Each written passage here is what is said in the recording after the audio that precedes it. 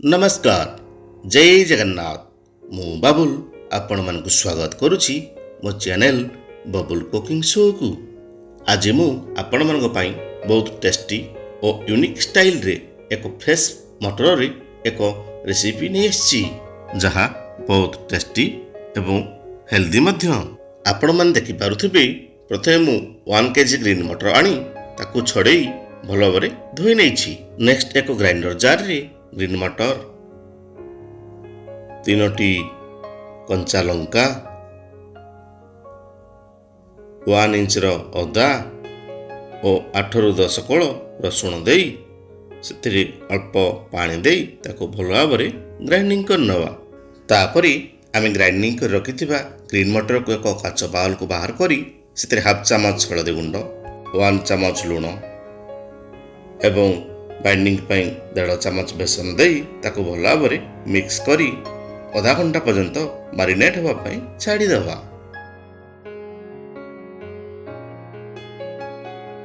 Next एक strainer आनी सेथिरे अल्प तेल मारी पूर्वरु प्रस्तुत कर रखिथिबा बाटर को सेथिरे एई परि भाबरे स्प्रेड कर दियंतु जेमिति गोटी स्टीम ग्रीन मटर रो केक बनि जिवो। चलंतु एक कड़ाई रे किछि पानी नबा, ताकू किछि समय गरम कर सला परे प्रस्तुत कर रखिथिबा स्ट्रेनर को कड़ाई ऊपर रखी एक घोटणी को देई ताकू सिजिया पाई 10 मिनिट पाई छाड़ी दबा। घरे जदि स्ट्रेनर नाही आपण मन एही परि भाबरे मध्य प्रस्तुत करि परिबे। एबे आमी आउ एक चूल्हा रे एक कड़ाई बसाई मसला प्रस्तुत करनबा। प्रथमे कड़ाई रे आमे 3 स्पून ऑयल नबा।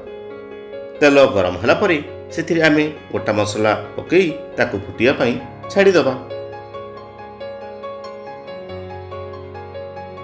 तापरे काटी रखिथिबा कंचा लंका एवं पियाज को पकई ताकू ब्राउन कलर हेला पर्यंत फ्राई करि नबा।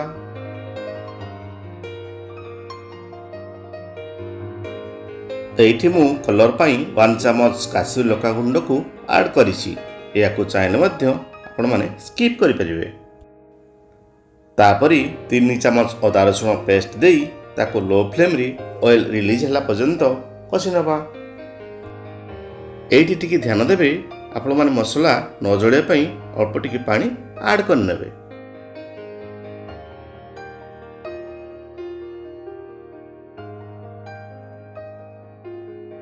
देखंतु केते सुंदर भाबरे मसला रु ऑयल रिलीज हो जाईछि।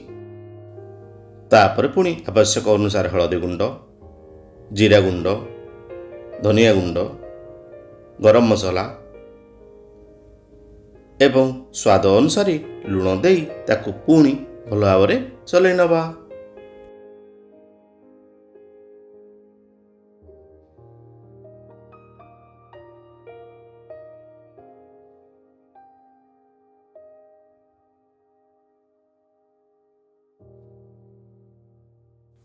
नेक्स्ट पूर्वरु प्रस्तुत कर रखिथिबा टमाटर प्यूरी को पकई ताकू भलो भाबरे चलै पुणी लो फ्लेम रे 5 मिनिट सिजिया पाई छाड़ी दबा।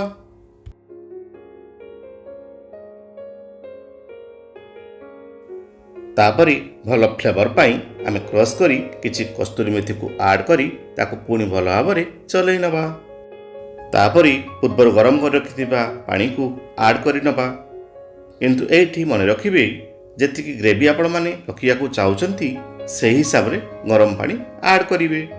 मसला सहित गरम पानी मिक्स हेबा भितरी आमे अन्य एक चूल्हा रे बसिथिबा स्ट्रेनर को चेक करनबा। वाओ, बहुत सुंदर भाबरे हमर ग्रीन मटर रो केक प्रस्तुत हो जाईछि। एबे एहाकू आमे ठंडा होला परे एमिति भाबरे क्यूब शेप रे काटी नबा।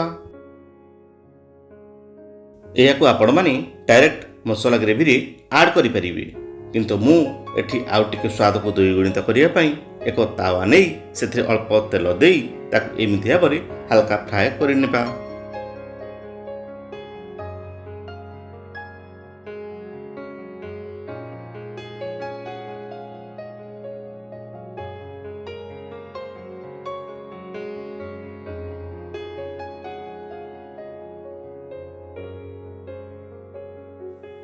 एठी देखंतु आमर केते सुंदर ग्रेवी प्रस्तुत हो जाइछि।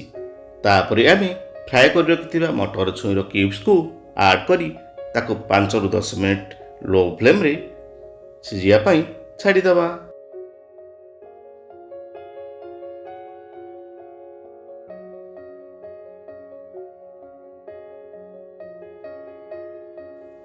ଏବେ ଆପଣମାନେ ଦେଖିପାରୁଥିବେ ସମ୍ପୂର୍ଣ୍ଣ ଭାବରେ ଆମର ଏହି ରେସିପିଟି ପ୍ରସ୍ତୁତ ହୋଇଯାଇଛି।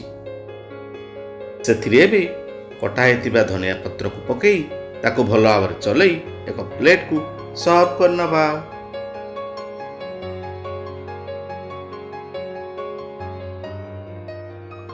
ଆପଣମାନେ ଦେଖିପାରୁଥିବେ ଏହି ରେସିପିଟି କେତେ ସୁନ୍ଦର ଦିଶୁଛି। ଖାଲି ସୁନ୍ଦର ନୁହେଁ, ଟେଷ୍ଟି ମଧ୍ୟ। ତ ଡେରି ନ କରି ଏହି ରେସିପିଟିକୁ ଏମିତି ଶୈଳୀରେ ବନାଇ ଖାଇବା ସହିତ ଅନ୍ୟକୁ ଖୁଆନ୍ତୁ ଏବଂ ଖୁସିରେ ରୁହନ୍ତୁ। ପୁଣି ଦେଖାହେବ ଏକ ନ୍ୟୁ ଭିଡ଼ିଓରେ ନ୍ୟୁ ରେସିପି ସହିତ। ସେ ପର୍ଯ୍ୟନ୍ତ ରହିଲି। ଥ୍ୟାଙ୍କ ୟୁ, ବାଏ ବାଏ, ଜୟ ଜଗନ୍ନାଥ।